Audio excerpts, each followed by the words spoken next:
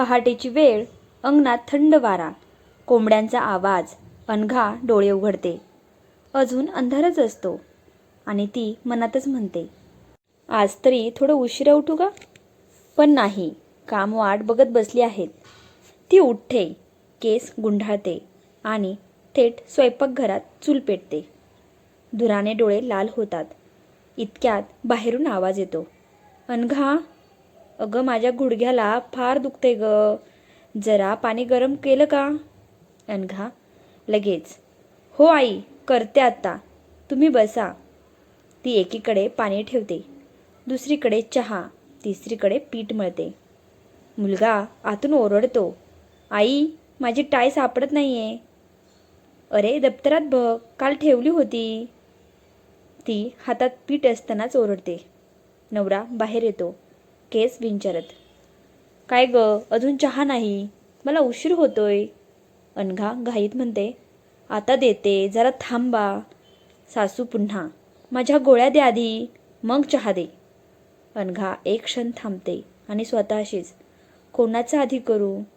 पण लगेच सगळं सांभाळते. नवरा चहा घेतो आणि म्हणतो, तुला काय काम असतं दिवसभर?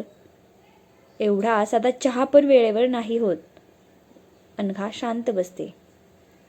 बाहेर जाऊन काम केलं असतंस तर समजलं असतं, घरात बसून काय थकतेस? हे ऐकून तिच्या हातातून चमचा पडतो. ती हळू आवाजात, घरात बसून? पण ती पुढे काही बोलत नाही. सासरे कोपऱ्यातून सगळं पाहत असतात.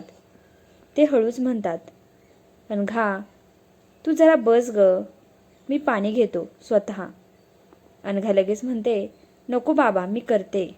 सासरे मनात म्हणतात, ही पोरगी घर नाही संसार उचलून धरते.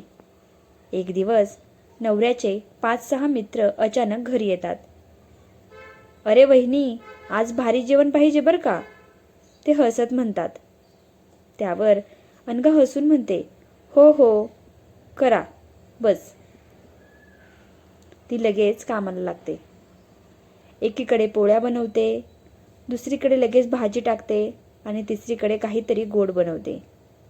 आणि मध्ये दुकानात गिऱ्हाईक, कारण अनघा एक किराणाचं दुकान चालवत असते. घामाने तिचा चेहरा ओला झालेला. मित्र एकमेकांना म्हणतो, अरे बघ, वहिनी एकटी किती काम करते. तो मोठ्याने म्हणतो, वहिनी, खरंच तुमचं कौतुक आहे, एवढं सगळं एकटी कसं करता?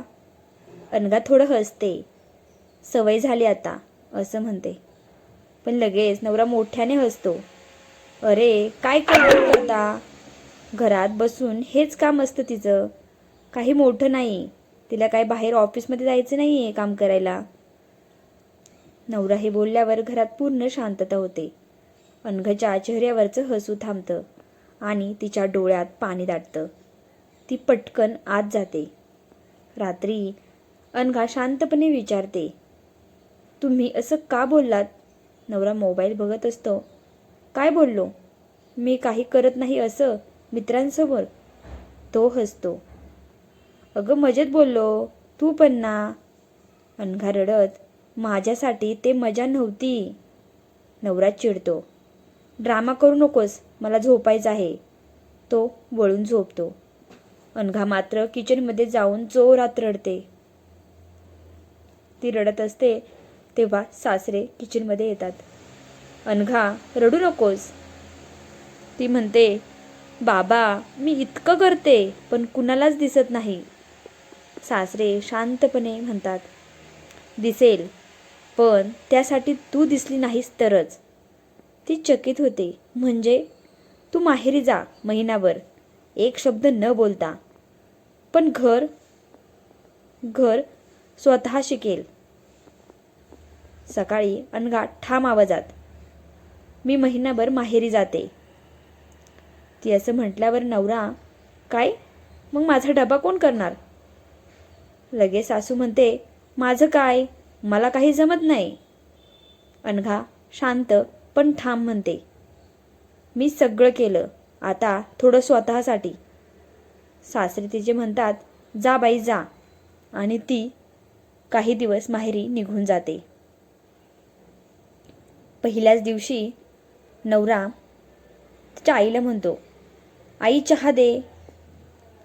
अनघाची सासू म्हणते, मला येत नाही, तूच कर, माझे पाय दुखतात आहे, अशी ती म्हणते.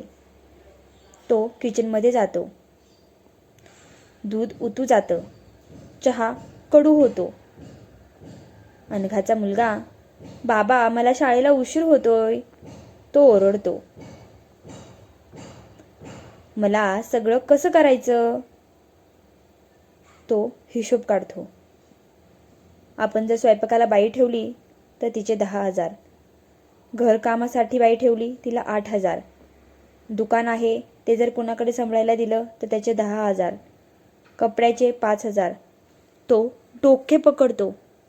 अनघा, तू एवढं सगळं करत होतीस, पण मला त्याची किंमत नव्हती. रात्री घर अस्ताव्यस्त झालेलं असतं. नवरा हळू आवाजात, आई आपण चुकलो, खूप चुकलो. तिची सासू पण रडत, मी जास्त बोलायचे तिला. अनघा माहेरी जाऊन 15-20 दिवस झालेले असतात. अनघा थोडी शांत झाली असते, पण मनात अजून दुःख असतं. एक दिवस दारावर टक टक टक टक. अनघा दार उघडते. दारात नवरा आणि त्याच्या मागे सासू सासरे उभे. नवऱ्याचे डोळे खाली, चेहऱ्यावर पश्चाताप स्पष्ट. अनघा काही बोलत नाही, फक्त बघत राहते. नवरा हळू आवाजात म्हणतो, अनघा आत येऊ का. अनघा बाजूला होते. सगळे आत बसतात.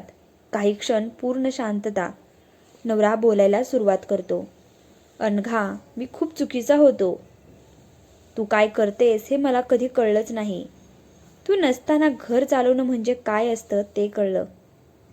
त्याचा आवाज थरथरतो. अनघा मी तुझा अपमान केला मित्रांसमोर आणि त्याची शिक्षा मला मिळाली. मला तुझी किंमत आधी नव्हती, पण नंतर मला तुझी किंमत कळाली. आणि लगेच सासू पुढे म्हणते, पहिल्यांदाच तिचा आवाज खूप मऊ असतो. ती म्हणते, अनघा मला माफ कर ग, मीच तुला जास्त त्रास दिला. तू माझ्यासाठी एवढं करत होतीस आणि मीच तुला सतत ओरडत होते. आणि ती रडायला लागते. आज मला समजलं, तू फक्त सून नाहीस, तू या घराचा आधार आहेस, असं अनघाची सासू म्हणते. सासरे शांतपणे म्हणतात, मी सांगितलं होतं ना, ज्याची किंमत नसते तो गेला की त्याची किंमत कळते.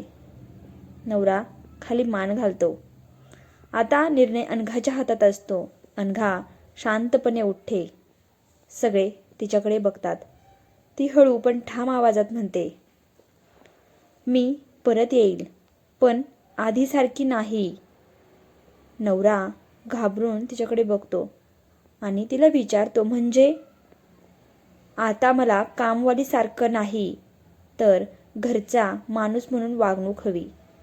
माझं काम दिसायला पाहिजे आणि माझा मान ठेवला गेला पाहिजे, असं अनघा म्हणते. यावर नवरा कबुली देतो. नवरा लगेच उठतो. अनघा आजपासून तू काही काम करशील की नाही, पण मी तुझी कदर करेल आणि तुला कधीही कमी लेखणार नाही. तो तिच्यासमोर हात जोडतो. अनघाच्या डोळ्यात पाणी येतं. सासू तिच्या जवळ येते आणि तिचा हात धरते. चल घरी, आपल्याला तुझी गरज आहे. क्षणभर घरात खूप शांतता पसरते. अनघा सासऱ्यांकडे बघते. सासरे हलकसं हसतात. जा बाई, तुझं घर वाट बघते.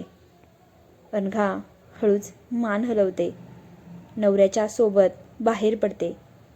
पण यावेळी नवरा तिची बॅग स्वतः उचलतो.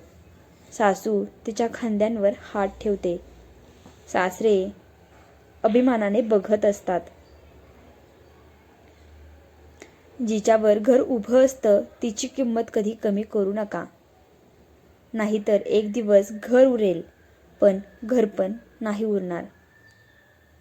आशा करते ही स्टोरी तुम्हाला नक्कीच आवडली असेल तर कमेंटमध्ये मला तसं नक्की कळवा. व्हिडिओ आवडला तर लाईक करा, ही स्टोरी जास्तीत जास्त लोकांपर्यंत शेअर करा आणि तुम्ही चॅनलवर नवीन असाल तर चॅनलला नक्की सबस्क्राईब करा. धन्यवाद.